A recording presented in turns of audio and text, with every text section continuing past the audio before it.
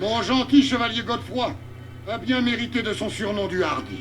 C'est un banni très vaillant et ne s'est point laissé à cornardir. De sa brave épée, il a abraillé le crâne d'un Anglois abominatif. Godefroy a mouru de malfaite. Comte de Montmirail, d'Apremont et de Papincourt, je vais te récompenser de ta bravoure. Sire, je suis votre éternel abonné. Je sais que tu rêves d'avoir descendance. Aussi, je te donne 8 aines pour retrouver une des plus jolies femmes du royaume, la filleotte du duc de Pouille. Car je vais vous dire que tu en étais folle. Je te la donne en épousaille. Sire, comment vous remercier? À bannir mon roi et mon honneur. Longue vie à mon sire! Longue vie à notre sire! Longue vie à notre sire! Qui est ce vilain? Jacouille la frépouille.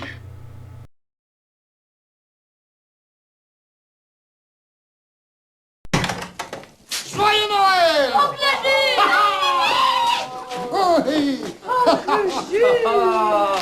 Nous sommes heureux de votre venue, mais nous ne vous attendions pas. Vous avez donc abandonné Rose et le bébé? Mon cher Joseph, depuis mon enfance, je n'ai jamais manqué d'assister à la messe de minuit.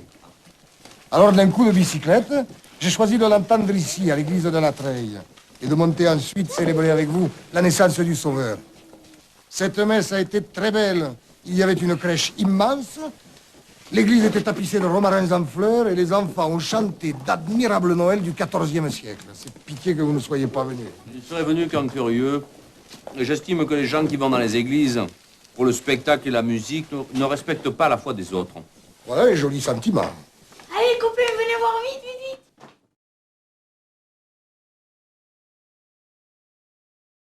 vite. D'ailleurs, Joseph, venu ou non à cette messe, vous y étiez tout de même ce soir. Ah, et comment y étais-je? Vous y étiez avec toute votre famille parce que j'ai longuement prié pour vous. Et quelle faveur avez-vous demandé au Tout-Puissant? La plus belle d'entre toutes. J'ai supplié de ne pas vous priver plus longtemps de sa présence et de vous envoyer la foi. Je ne crois pas, vous le savez, que le Créateur de l'univers daigne s'occuper des microbes que nous sommes.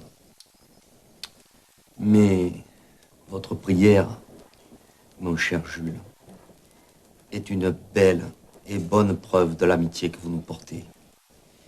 Et je vous en remercie. Heureux Noël, mon cher Joseph.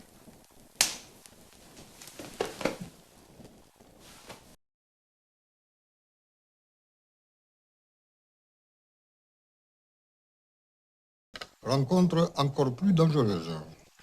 Quel âge a-t-elle? Elle est grande comme moi. Et où habite-t-elle? À la longue maison de Bellhomme. J'ai vu sa mère. Elle est superbe. Voyez-vous ça? Et la fille? Elle est très jolie. Elle a démoli tout Rome. Tiens, tu as remarqué ça? Elle te plaît? Comme ci, comme ça. Elle dit vous à sa mère. Eh ben alors, c'est pas sa mère. Mais oui, c'est sa mère parce qu'elle l'appelle maman. Chut! Son père? Son père, il fait des poésies superbes. Et c'est un noble. Il s'appelle Louis de Montmajour. Loïs de Montmajour. C'est évidemment un nom de guerre. Ces poètes. Ça vit dans un rêve et ça finit par mourir de faim. Oh, pas tous. Le mari de Lucienne, qui fait des chansons pour l'Alcazar. On lui donne pas mal d'argent. Mais ces chansons sont pleines de socialité. Oui, mais ça rime. Oh, Rose, vous avez une étrange idée de la poésie. Oh, c'est le nez, c'est le nu, c'est le phare, c'est le nez nu phare. C'est le si, c'est le do, c'est le ni de Macédonie. Le nez de Macé, le nu de son dos, le phare de mon île. C'est la nez du pharomanie. Alors là...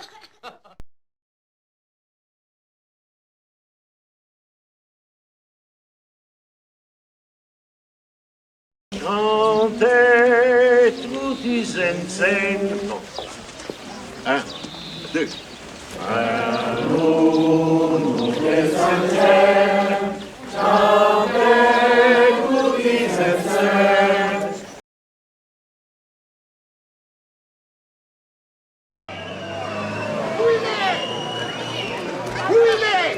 Où il est, le président du syndicat de l'eau?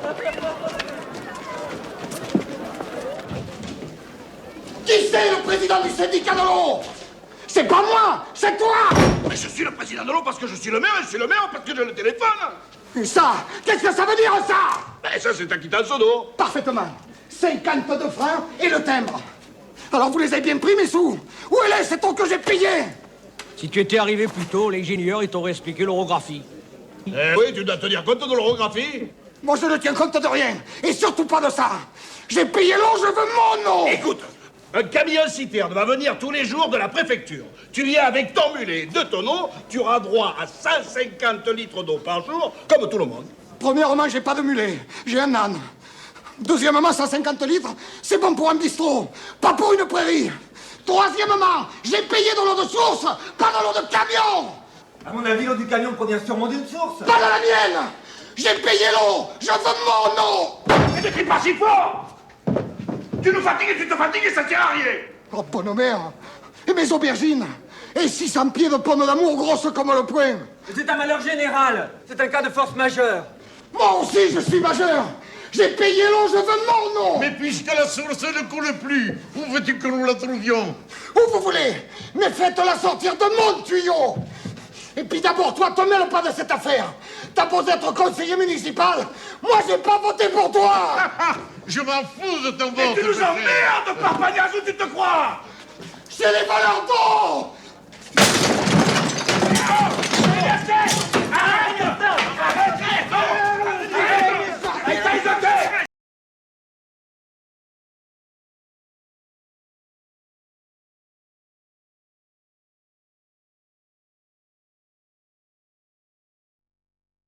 Priez pour l'un des criminels qui ont volé celle de mon père.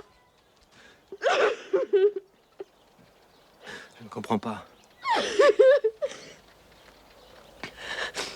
Eux, ils comprennent. Ils savent pourquoi Dieu les a punis. Expliquez-vous. Vous connaissez le criminel?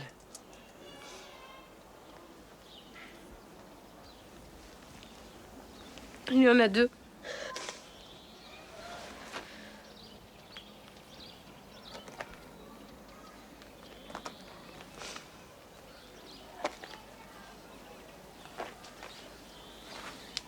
Les voilà.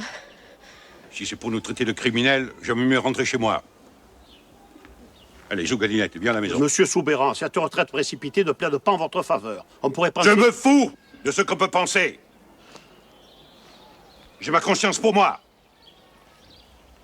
Allez, viens. Alors, tu viens? Non. Non, je veux d'abord qu'elle me dise ce qu'elle me reproche. Parce que moi, je sais le moyen de tout arranger. Et moi, je voudrais bien savoir comment ils ont fait pour voler l'eau de votre père. Mais c'est de la pure imagination. C'est vrai que son père a manqué d'eau toute sa vie. Et c'est peut-être ça qui l'a ruiné. Il a cherché longtemps et il aurait sûrement trouvé, s'il n'était pas mort d'un accident. Alors, mon neveu et moi, quand nous avons vu ces deux femmes seules, nous avons acheté ce petit bien. Un peu parce qu'il nous plaisait, il faut dire la vérité. Et un peu aussi pour leur rendre service. Alors après, nous avons cherché la source, et nous avons eu de la chance, nous l'avons trouvée. Voilà. C'est ce qu'elle appelle lui voler son eau. Ah, il faillit du Bernard Bertrand, il nous rendra un cagan, hein.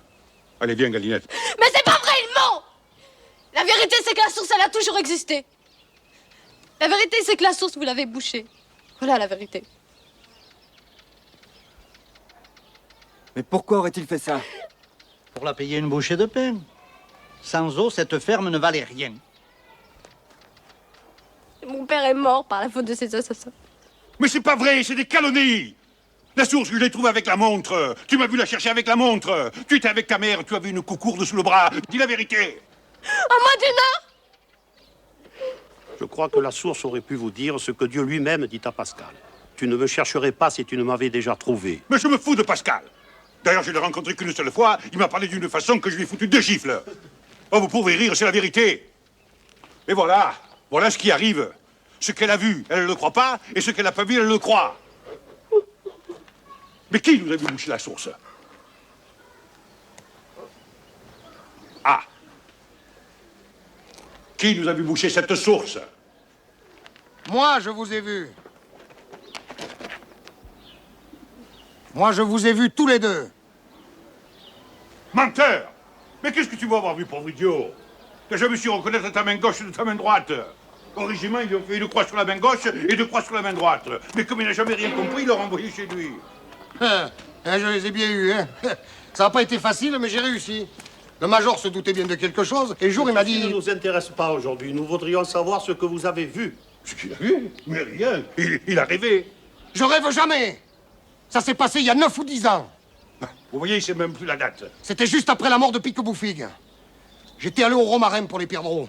Il y avait une petite flaque d'eau dans la broussaille, et les perdreaux venaient y boire depuis que la ferme était vide. Alors j'ai crocheté les volets pour monter au grenier. Ah, c'est du propre. Cambrioler la maison d'un mort, c'est du propre. Pique-Bouffig avait installé 2 petits fenestrons juste sous la gouttière, pour tirer les grives. Alors je me suis assis là et d'abord j'ai dormi. Ah, vous voyez qu'il a dormi. Il a rêvé, je vous dis. J'ai dormi, mais j'ai pas rêvé. Tout d'un coup, j'ai entendu comme des coups de pioche. Alors je me suis réveillé. Et par les fenestrons, je l'ai vu celui-là en train de creuser et l'autre qui surveillait. Alors j'ai plus osé bouger du tout. Et l'eau, je l'ai vu sortir du trou. Et après, avec du mortier, je les ai vus pousser la source. Et pourquoi vous n'avez rien dit à son père? C'était pas mes affaires. Le bon Dieu, il a voulu les punir en leur coupant l'eau, du coup, il a coupé la nôtre aussi. Alors aujourd'hui, c'est mes affaires.